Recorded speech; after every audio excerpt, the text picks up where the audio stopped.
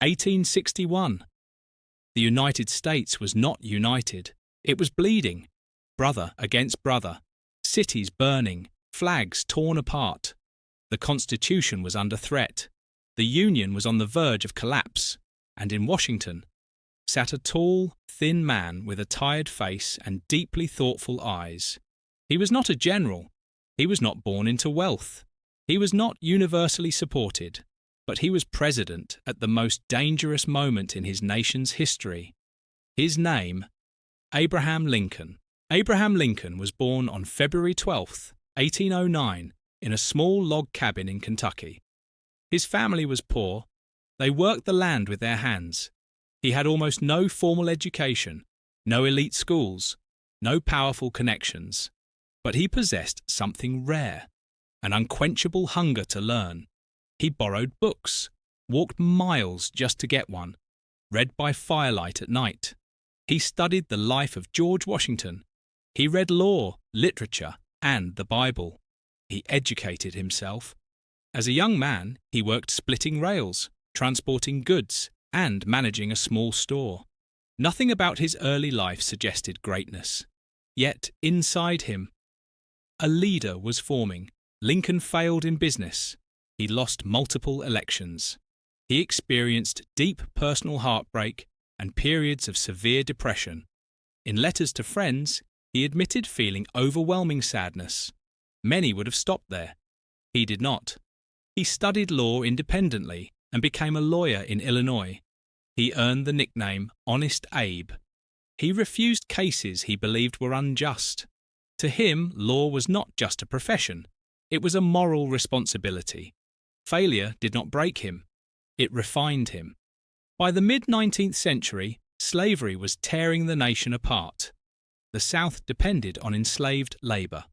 The North was industrializing and increasingly resistant to its expansion. Lincoln was not radical at first, but morally he was clear. If slavery is not wrong, nothing is wrong.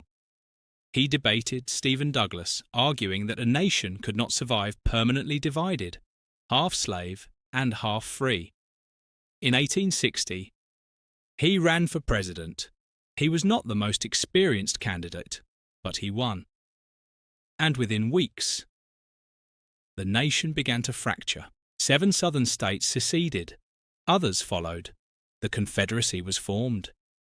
In April 1861, the American Civil War began. It became the bloodiest conflict in U.S. history. Over 600,000 dead, cities destroyed, families shattered. Lincoln faced relentless criticism. Newspapers attacked him. Politicians doubted him. Generals failed him in early campaigns. He had to decide: preserve the Union at all costs, or redefine what the Union stood for. Pause. He chose the harder path. On January 1, 1863, Lincoln signed the Emancipation Proclamation. It did not instantly free every enslaved person, but it transformed the purpose of the war. It was no longer only about preserving the Union. It became a war for freedom. The proclamation allowed black soldiers to join the Union Army. It was a moral and strategic turning point. He knew the decision would divide the country further, but he believed the Union could not survive while tolerating slavery. From that moment forward, history changed. November 1863. After the brutal Battle of Gettysburg, Lincoln stood before a cemetery of fallen soldiers.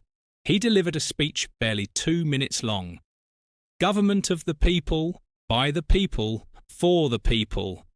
Simple words, but they reshaped democratic ideals forever. He was not theatrical, he was sincere, and the world listened. In 1865, Confederate forces collapsed. General Robert E. Lee surrendered. The war ended. Lincoln was re-elected.